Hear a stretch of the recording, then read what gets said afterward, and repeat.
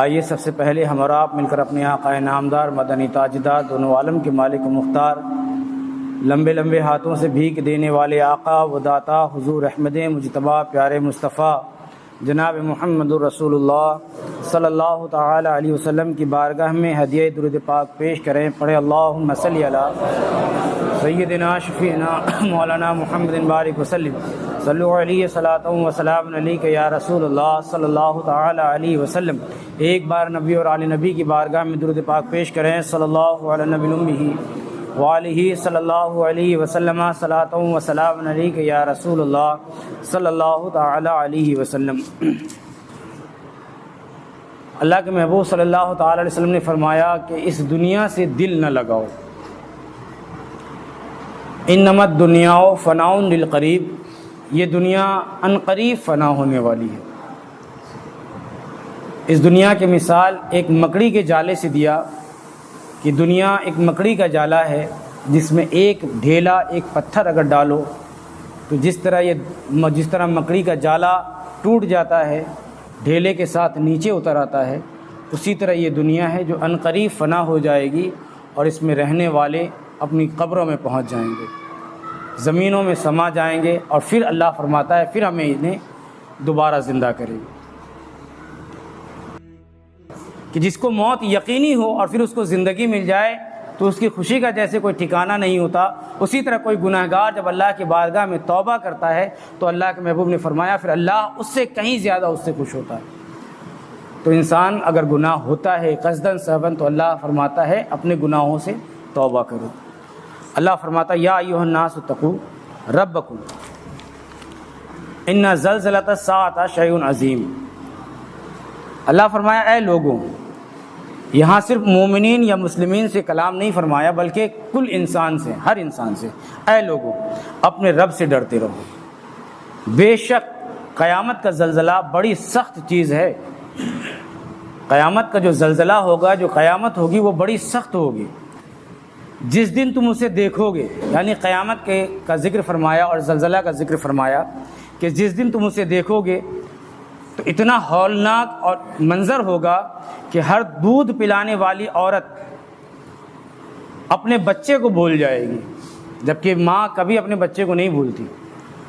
تو زلزلہ کا منظر ایسا ہوگا کہ ہر دودھ پلانے والی ماں اپنے بچے کو دودھ پلانا بھول جائے گی جسے وہ دودھ پلا رہی تھی۔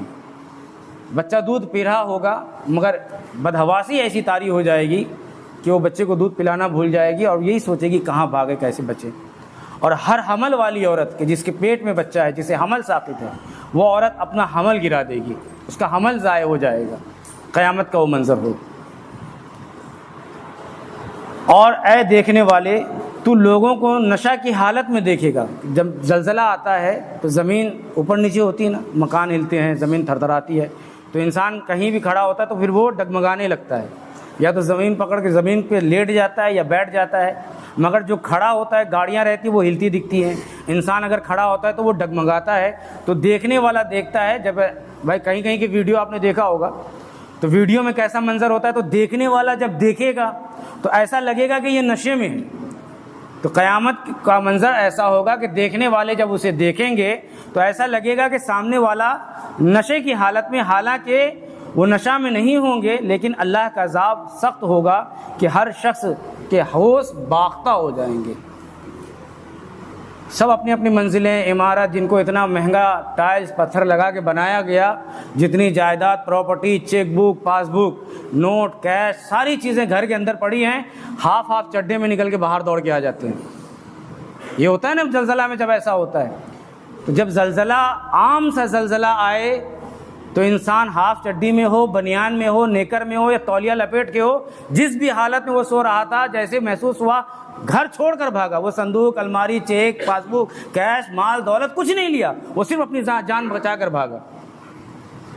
اور پھر اگر ایک آدھ دن اگر آ جائے، جیسے 3 4 سال 5 سال پہلے ہوا تھا، تو پھر لوگ مسجدوں میں آباد بھی ہو جاتے ہیں اور دعائیں بھی پھر کثرت کے ساتھ ہونے۔ تو یہ تو ایک جھٹکا ہے۔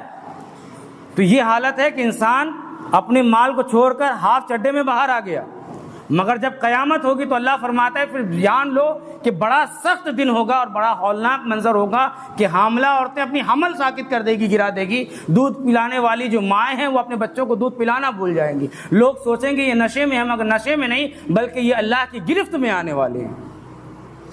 تو اللہ نے ڈرایا، اب انسان ڈرے چاہے نہ ڈرے۔ وَمِنَ النَّاسِ مَن يُجَادِلُ فِي اللَّهِ بِغَيْرِ عِلْمٍ وَيَتَّبِعُ كُلَّ شَيْطَانٍ مَرِيدٍ، اور کچھ لوگ ایسے ہیں جو اللہ کے بارے میں بغیر علم اور بغیر دانش کے جھگڑا کرتے ہیں۔ اللہ کے بارے میں جانتے کچھ نہیں مگر اس بارے میں بحث کرتے ہیں اور ہر سرکش شیطان کی پیروی کرتے ہیں۔ یعنی اللہ کے اوپر تہمت لگانا، کہ جیسے قرآن میں ہے نا ان اللہ علی کل شیء قدیر، اللہ ہر شے پہ قادر ہے۔ تو بہتان کیا لگاتے ہیں؟ جب اللہ ہر شے پہ قادر ہے تو نعوذ باللہ اللہ جھوٹ بولنے پر بھی قادر ہے۔ تو انسان کی زبان ہے، جیسے چاہتا ویسے بولتا۔ ہم میں سے بھی بہت ایسے ہیں جو اللہ کے بارے میں نہیں جانتے مگر جب کوئی بات آتی ہے تو ہم اللہ تبارک و تعالیٰ پر باتیں کرنے لگتے ہیں، دلیلیں دینے لگتے ہیں، حالانکہ ہمیں اس پہ کوئی معلومات نہیں ہے۔ اللہ تبارک و تعالیٰ قرآن مجید میں فرماتا ہے کہ کسی طرح کا بھی علم، کسی بھی طرح کا علم جس کے بارے میں تمہیں معلوم نہ ہو، شہادت کے ساتھ جس سے تم نے سنا، لکھاوٹ کے ساتھ، تصدیق کے ساتھ، لکھاوٹ کے ساتھ، یا کوئی ٹھوس دلیل یا ثبوت اگر تمہارے پاس نہ ہو تو اس بات پر کلام ہرگز مت کرو، اس لیے کہ بغیر علم کے کسی بات کو بولنا، بغیر کسی تصدیق کے کسی بات کو بولنا، بلا کسی تحقیق کے کسی بات کو کہنا، یہ شیطان کا طریقہ ہے۔ کتب علیہ انہ من تولاہ فانہ یضلہ ویہدیہ الی عذاب سعیر، جس شیطان کے بارے میں لکھ دیا گیا ہے کہ جو شخص اسے دوست رکھے گا سو وہ اسے گمراہ کر دے گا۔ جو بھی شیطان کو دوست بنائے گا وہ گمراہ ہو جائے گا اور اسے دوزخ کے عذاب کا راستہ دکھایا جائے گا۔ تو شیطان کی پیروی جو بھی کرتے ہیں وہ عذاب دوزخ کا مزہ چکھیں گے اور اس میں جائیں گے۔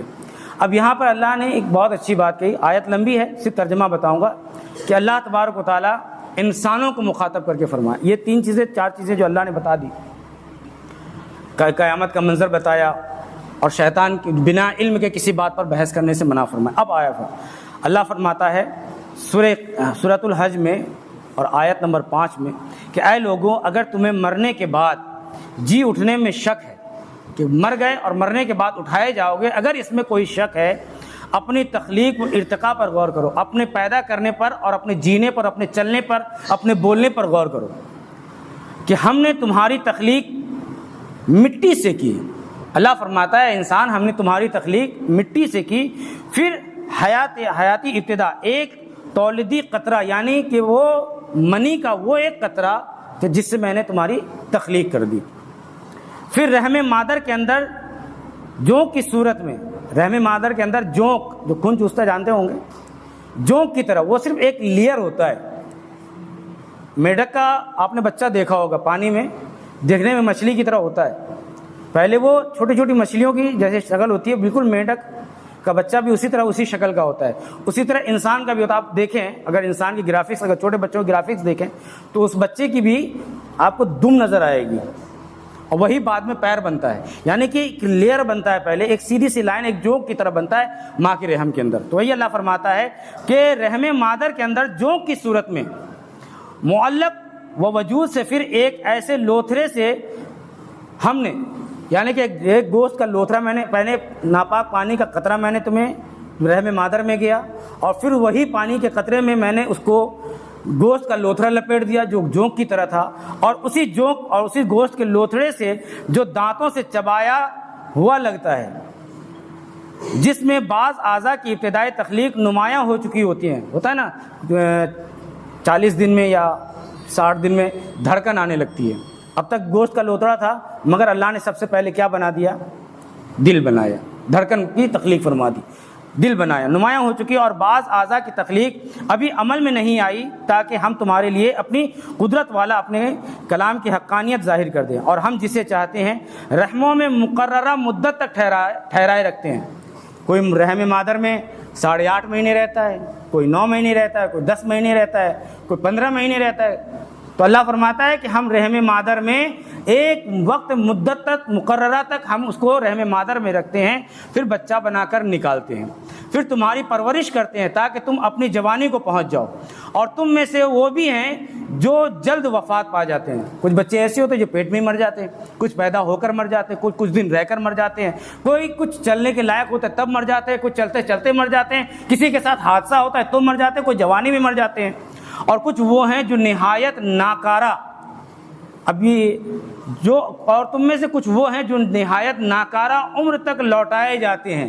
ناکارہ عمر تک لوٹائے جاتے ہیں کا مطلب کہ جس حالت میں وہ تھے، یعنی کہ جیسے بستر پہ ہگنا موتنا وغیرہ سب چلتا، بچپنے میں جس طرح اس کا چلتا تھا، ہم نے بڑھاپے میں اسی طرح اس کو پلٹ دیا۔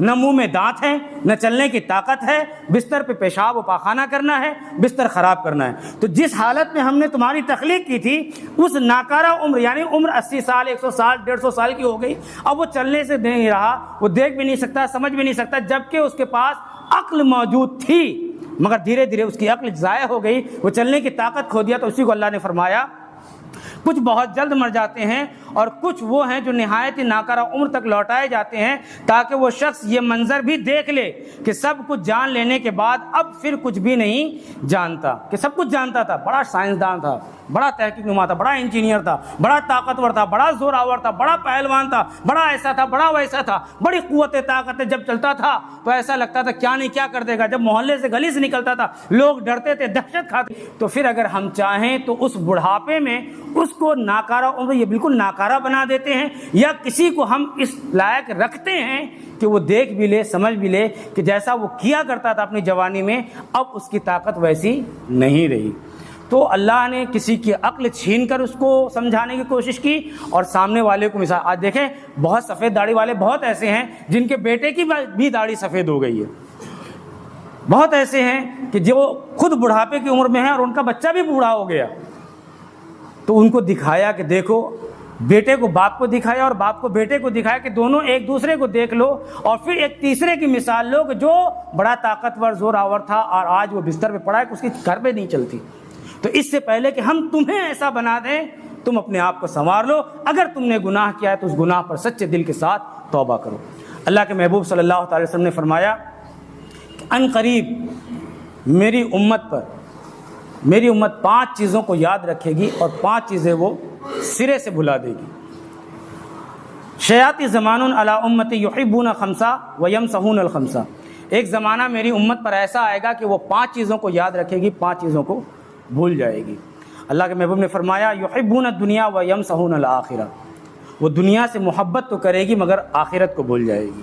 اور آج دیکھیں ہم دنیا سے محبت کر رہے ہیں، اور دنیا سے محبت اس قدر ہے کہ نہ تو کوئی ڈاکٹر کا نسخہ ہے، نہ کسی انجینئر کا نسخہ ہے، نہ کسی اور کا نسخہ ہے، کہ اگرچہ ہم 1 لاکھ کا ٹائلس اگر اپنے باتھ روم میں لگائیں گے تو رفع حاجت بڑی آسانی کے ساتھ، بڑی سکون کے ساتھ ہو جائے۔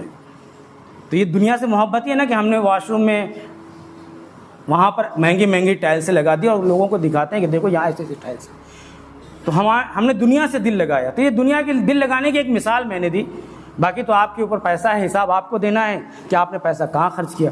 تو یحبون الدنیا ویمسحون الآخرہ، اللہ کے محبوب نے فرمایا کہ وہ دنیا سے محبت کرے گی اور آخرت کو بھول جائے گی۔ اور آخرت دیکھیں ہم نماز کو بھولے بیٹھے، صرف جمعہ کے دن پوری مسجد بھری ملے گی، اور اس کے بعد دیکھیں تو وہی 4 صف، وہی 5 صف، کسی مسجد میں تو 1 صف بھی نہیں ہوتے، اور دیہاتوں کی مسجد میں چلے جائیں تو مشکل سے 2 یا 3 لوگ نماز پڑھنے والے ملتے ہیں۔ تو یحبون الدنیا ویمسحون الآخرہ، وہ دنیا کو سے محبت کرے گی اور آخرت کو بھلا دے گی۔ اور اللہ تبارک و تعالیٰ کیا فرماتا ہے قرآن مجید میں، والآخرۃ خیر وابقیٰ، اے لوگوں دنیا سے محبت نہ کرو، والآخرۃ خیر، آخرت تمہارے لیے بہتر بھی ہے، وابقیٰ اور باقی رہنے والی بھی ہے۔ دنیا تو ختم ہو جائے گی، تم مر جاؤ گے، مگر آخرت ابقا ہے اور آخرت باقی رہنے والی ہے۔ وَيُحِبُّ، دوسرا فرمایا وَيُحِبُّونَ الْمَالَ وَيَمْسَحُونَ الْحِسَابَ، کہ وہ مال سے محبت کریں گے اور حساب کو بھول جائیں گے۔ مال اس کے پاس ہوگا، یہ اللہ تعالیٰ میں اڑائیں گے، جیسے ٹائلس کی مثال دیا، اس کے علاوہ اور دیکھ لیں، کھایا بھی کھلایا بھی سب کچھ کیا، دولت آئی وہ بیجا خرچ کیا، مگر حساب کو بھول گیا کہ آخرت میں اس کا حساب بھی دینا ہے، کیونکہ اللہ تو 5 سوال پوچھے گا نا، ان میں سے ایک یہ بھی ہے کہ تم نے مال کمایا، خرچ کہاں کیا. ایک ایک پیسے کا حساب دینا ہے، ایک ایک روپے کا، ایک ایک پیسے، ایک ایک آنے کا حساب دینا ہے کہاں خرچ کیا. وَيُحِبُّونَ الْمَالَ وَيَنْسَوْنَ الْحِسَابَ، وہ مال سے محبت تو کریں گے مگر حساب کو بھول جائیں گے. وَيُحِبُّونَ الْخَلْقَ وَيَنْسَوْنَ الْخَالِقَ، وہ دو مخلوق سے محبت تو کریں گے مگر مخلوق کو پیدا کرنے والے خالق کو بھول جائیں گے. آج بیوی سے محبت ہے، بیٹے سے محبت ہے، باپ سے محبت ہے، ماں سے محبت ہے، بیٹے سے محبت ہے، بیٹی سے محبت ہے، پھوپھا سے محبت ہے، پھوپھی سے محبت ہے، خالہ سے محبت ہے، خالو سے محبت ہے. تو اللہ کی مخلوق جتنی اس سے محبت ہے مگر خالق کو بھول گئے. حضرت امام حسین سے محبت ہے، لنگر. سرکار غوث پاک سے محبت ہے، لنگر. غریب نواز سے محبت ہے، لنگر. تو لنگر تقسیم یہ وہ سب کچھ یمسحون الخلق، وہ مخلوق سے محبت کریں گے اور خالق کو بھول جائیں گے. ڈیگیں پہ ڈیگ چل رہی ہے، 11ویں پہ ڈیگ پہ ڈیگ چل رہی ہے، تو ڈیگیں کرائیں گے، لنگر کرائیں گے، وہ لٹائیں گے، ایسی لٹائیں گے، سب کچھ کریں گے مگر اللہ کی بارگاہ میں عبادت نہیں کریں گے. وَيَمْسَحُونَ الْخَالِقَ، اور اپنے پیدا کرنے والے کو بھول جائیں گے. وہ نفلی عبادتوں کے پیچھے بھاگیں گے، فرائضوں کو بھول جائیں گے. اور آج دیکھیں جب جلوس نکلتا ہے، سبیلیں بنائی جاتی ہیں اور وہ جو لٹاتے ہیں لنگر وہ لٹائے جاتے ہیں. محرم میں جو ہوتا ہے کھچڑے بنائے جاتے ہیں، کھلائے جاتے ہیں، سب یعنی نوافل جتنی عبادتیں ہیں وہ ساری کریں گے مگر فرض بھول جائیں گے. روزہ نہیں رکھیں گے، بیمار ہو جائیں گے. زکوٰۃ نہیں دیں گے، بیمار ہو جائیں گے. دولت ہے، حج نہیں کریں گے، بیمار ہو جائیں گے. بیٹی کی یاد آئے گی، بیٹے کی یاد آئے گی، تمام کی یاد آئے گی. وَيَمْسَحُونَ الْخَلْقَ وَيُحِبُّونَ الْخَلْقَ وَيَمْسَحُونَ الْخَالِقَ، وہ مخلوق سے محبت کریں گے. اللہ کے محبوب نے کہیں نہیں فرمایا کہ اپنے بیوی، بیٹے، ماں باپ سے محبت مت کرو. اللہ تبارک و تعالیٰ قرآن میں فرماتا ہے تو محبت کرو، اپنی بیوی سے محبت کرو، اپنے مال سے محبت کرو، اپنی اولاد سے محبت کرو، اپنے رشتہ داروں سے محبت کرو. اللہ فرماتا ہے تم ہر شخص سے محبت کرو مگر تمام محبتوں پر میری اور میرے محبوب کی محبت غالب رہنی چاہیے. تمام محبتوں پر میرے نبی اور میری محبت غالب رہنی چاہیے. اور جو اس سے بڑھے گا میرا سخت عذاب اسی کے لیے، میرا سخت عذاب اسی کے لیے قرآن میں اللہ نے فرمایا. وَيُحِبُّونَ الذُّنُوبَ وَيَمْسَحُونَ التَّوْبَةَ، وہ گناہوں سے محبت کریں گے اور توبہ کو بھول جائیں گے.